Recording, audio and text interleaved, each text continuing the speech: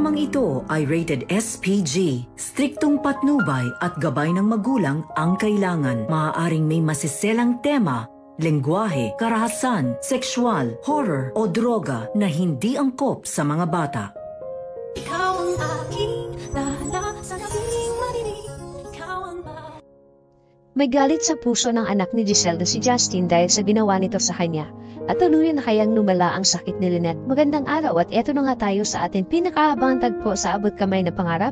Welcome to my channel. Please don't forget to like, comment, and click the bell button para lagi kayong updated sa aking mga videos.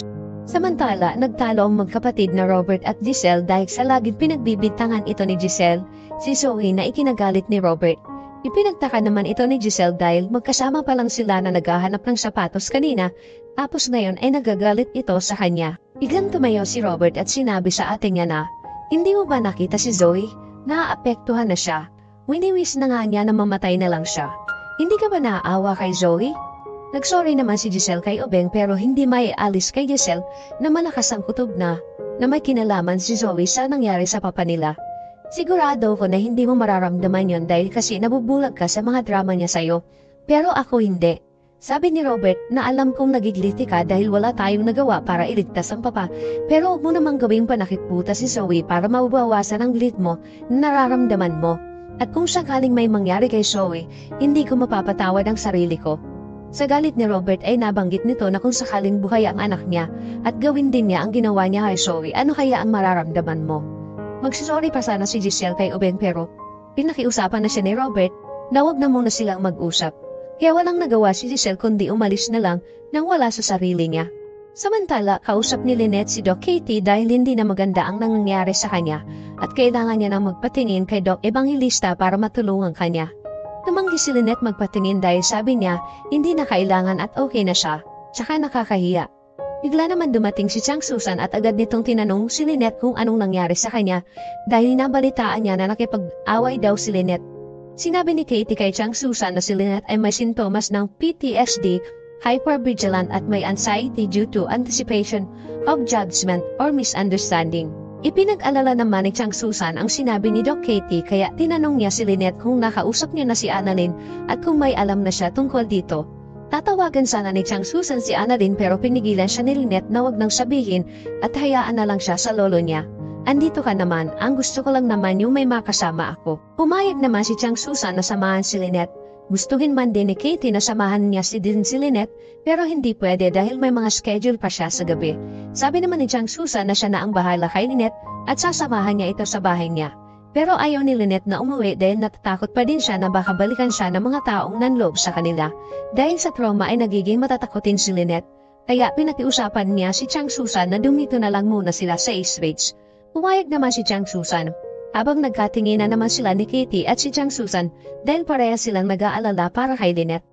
Samantala, nakausap na ni Giselle ng personal ang nawawala niyang anak pero hindi niya ito nakilala at naging hindi maganda ang una nilang pagkikita dahil nakita siya nito na aksidente niyang nabangga ang isang babae na may dalang kape dahil hindi siya nakatingin pareha sa dinadaanan nila kaya natapunan ito ng kape. Humingi naman ng paumanhin si Giselle sa babae at sinabihan niya na ibibili na lang siya nito ng bago. Habang sa di kalayuan ay nakatingin sa kanila si Justin at pinanonood niya lang ang nangyayari. Nilapitan niya si Giselle at sinabihan niya na alam mo kung mainit na kape yung hawak niya tapos tumapon sa kanya, she could suffer third-degree burns. In the US, pwede kang makulong ang magbayad ka ng milyon-milyon para lang sa damages. At sabay tinalikuran ni Justin si Giselle. Naiwan si Giselle at nagtataka kung sino ang babaeng kumausap sa kanya. Napaisip na lang siya. At bigla naman dumating ang janitor at sinabihan ni Giselle na pakiminutes na lang po. Habang nakatingin si Giselle sa babae habang papalayo ito. Samantala, nag-alala naman si Moira kay Zoe dahil hindi pa ito tumatawag sa kanya at naisipan niya na pumunta sa Apex para dalhan ito ng pagkain. Sa Apex, dara-diretsong pumasok si Moira sa loob ng hospital pero sinita siya ng gwardiya at sinabi na bawal po kayo dito ma'am. Pero nagpumilit si Moira kaya hinabol siya ng gwardiya. Sabi ni Moira na dadalhan niya lang ng pagkain ang anak niya. Habang pinipigilan ng gwardiya si Moira ay nakita sila ni Giselle kaya nilapitan niya ito. Sabi ni Giselle, "Anong ginagawa mo dito Moira? May binabala ka na naman bang hindi maganda? Baka nakakalimutan mo na ban ka dito sa hospital at bawal ka nang pumasok dito." Sabi ni Moira na dadalhan ko lang ng pagkain si Zoe. Hindi ba pwedeng ibigay ko na lang ang pagkain sa kanya? Sabi ni Giselle, I don't think your daughter is a little girl para dalhan mo pa siya ng food. Sabi ni Moira na alam ko kahit na ilang taon pa ang anak ko, she still be my baby at hindi mo lang pala yun alam dahil hindi mo maiintindihan kasi ayaw mo nga pala ng anak. Kasi nga, pinamigay mo yung anak mo, diba? Hindi naman nagustuhan ni Giselle ang sinabi ni Moira kaya nagalit ito at tuluyan nang hindi pinapasok si Moira sa Apex kaya ikinagalit din ito ni Moira. Samantala, sa paglilibot ni Justin sa Apex Hospital ay madami na siyang nalaman dahil sa mga nakausap niya na mga nurse tungkol sa mga tanyag. Maya-maya ay may tinawagan siya para sabihin na nandito siya ngayon sa Apex Hospital. Nakita ko na sila at nakilala ko na si Dr. Santos. Nabisita ko na rin si Lolo sa ICU, malungkot nga lang dahil hindi ko siya nakausap dahil sa kalagayan niya. At nakita ko na rin si Giselle Tanyag, ang ina kong ipinamigay ako at hindi nga lang niya ako nakilala. How I wish na siya na lang yung nakahiga dun sa ICU at nag-aagay buhay at hindi si Don Pepe. May galit sa puso ni Justin para kay Giselle. Sa kabilang dako naman habang binabantayan ni Chang Susan si Lynette ay nakatulog ito. Kaya hindi alam ni Lynette na lumabas muna si Chang Susan. Nagising si Lynette na wala siyang kasama kaya ikinatakot na naman niya ito dahil nararamdaman niya na may dahan-dahang nagbubukas ng pintuan.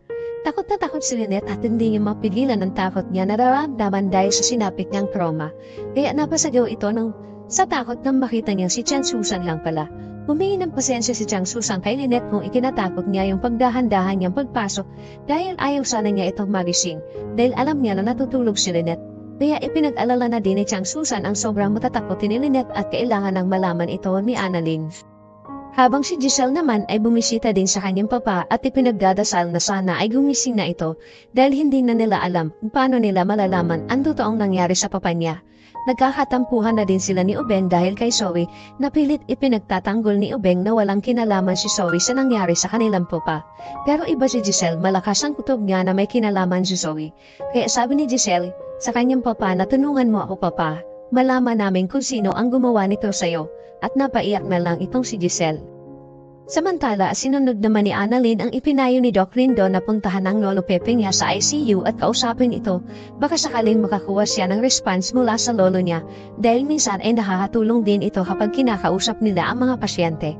Pero bigo si Annalyn na makitaan ng sinyales ang lolo niya sa mga response kahit nakausapin niya ito, kaya paglabas niya sa ICU ay agad naman siyang sinalubong ni Doc Lindon at tinanong niya si Annalyn kung kamusta. Pero biglang umiyak si Annalyn at napayakap siya kay Doc Lindon dahil wala siyang nakuwang response mula sa lolo Pepe niya na ikinalungkot naman ni Doc Lindon. Paano malalaman ni Giselle na si Justin ang nawawala niyang anak? Ano ang gagawin ni Annalyn kapag nalaman niyang may sakit ang nanay Lynette niya na PTSD? Yan ang ating pakaabangan dito lang sa Abot Kamay na Pangarap. Huwag bibitiw at huwag kalimutan mag-subscribe. Maraming salamat po and God bless.